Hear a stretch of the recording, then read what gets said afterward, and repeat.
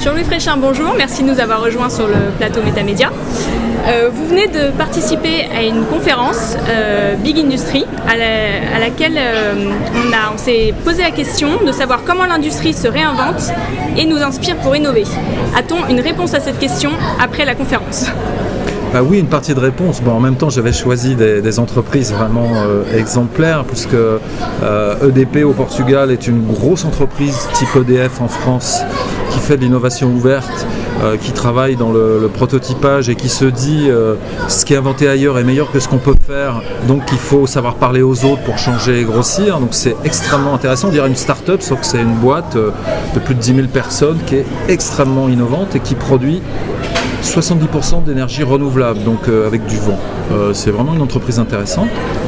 Essilor qui essaye de préserver notre capital vision et qui d'un point de vue industriel fabrique des objets uniques depuis plus de 50 ans, parce qu'elle est le modèle des makers et des Fab Labs, eux le font depuis 50 ans. Prodway qui est un inventeur français qui a inventé les nouvelles machines de prototypage rapide qui permettent de faire bien et vite et peut-être de réinventer l'industrie. Le type a pu créer avec l'aide du gouvernement, enfin sauver l'implantation de sa boîte en France, donc c'est assez intéressant. Et pour dernier, un commerçant, Decathlon, qui fabrique des produits extrêmement innovants, des objets connectés, et donc qui montre qu'en 20 ans, un fabricant de textile, un vendeur de textile peut devenir le premier concurrent de Nike en faisant des produits extrêmement innovants. Donc c'était plutôt des nouvelles intéressantes, sympathiques et super enthousiasmantes. Est-ce que vous avez un exemple en France et un autre à l'étranger, un exemple vraiment marquant d'une entreprise qui a vraiment réussi à se réinventer et à réussir sa transformation numérique ?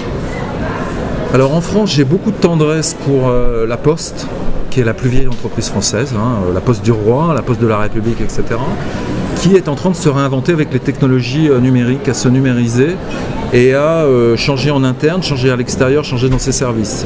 Si on est le plus vieux, c'est qu'on a le plus d'habitude, donc arriver à changer, c'est que c'est vraiment une performance incroyable. Et bon, donc j'aime bien La Poste pour ça. À l'étranger, j'ai envie de dire,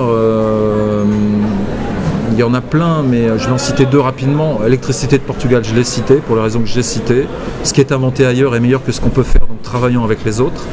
Et puis une jeune start-up industrielle qu'on a invitée à Futur en Scène qui fabrique une plateforme de voitures open source pour que des gens comme moi, des designers, puissent inventer la voiture de leurs rêves et en leur donnant les moyens de se débarrasser de la technique pour pouvoir inventer les voitures qui redonnent un peu de rêve à l'automobile. Ça pour moi c'est vraiment extrêmement intéressant. On va parler éducation. Vous connaissez bien les enjeux liés à la formation des designers. Est-ce que vous pouvez nous dire justement quelles sont les transformations dans le système éducatif pour les designers qui doivent avoir lieu dans les écoles et dans le système de l'éducation supérieure de manière générale? Qu'est-ce qui doit changer dans les écoles? Alors pour le design, mon métier, le design industriel ou le design de produits, les enjeux sont très simples mais ils sont très compliqués en France parce que le design est très connecté à la culture, aux arts appliqués. Mais les points importants, c'est ouvrir les designers avec les écoles d'ingénieurs, ce que beaucoup d'écoles essayent de faire. C'est ouvrir les designers avec les écoles de commerce, les étudiants de l'ESCP par exemple. Parce que si on est designer et qu'on apprend à faire un business plan, on peut peut-être devenir chef d'entreprise. Et finalement, c'est sortir d'une sorte de petite protection du designer sensible qui fait des petites chaises pour en faire un entrepreneur d'aujourd'hui, ce qu'on essaye de faire ici à Futur en Scène. Et puisque l'usage, la beauté, le rêve, on en parlait à l'instant, sont importants, eh ben, donnons un petit peu de pouvoir ou de capacité ou de formation aux designers pour leur permettre de devenir des chefs d'entreprise et de bâtir, de construire et de développer leurs rêves concrètement, sans passer par d'autres. Et ça change un petit peu, doucement en France, ça change ailleurs. C'est en voie, c'est plutôt aussi relativement enthousiasmant. Parmi toutes vos activités, vous êtes aussi commissaire général de Futur en Scène. Comment est-ce que vous avez conçu l'exposition de cette année? Quel est le message principal que vous voulez faire passer? Alors, le message de Futur en Scène, c'est un peu mes rêves personnels, c'est-à-dire je pense qu'au-delà de l'innovation, la France va pas bien, elle manque un peu de rêve, elle n'a pas confiance en elle, elle est déprimée, elle ne s'aime plus, les gens ne s'aiment plus.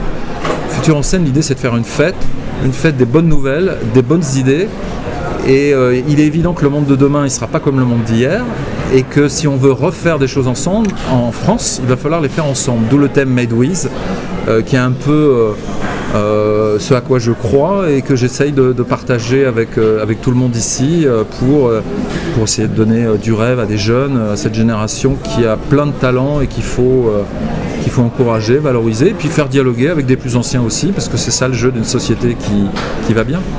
Merci beaucoup, Jean-Luc Fréchin. Merci à vous.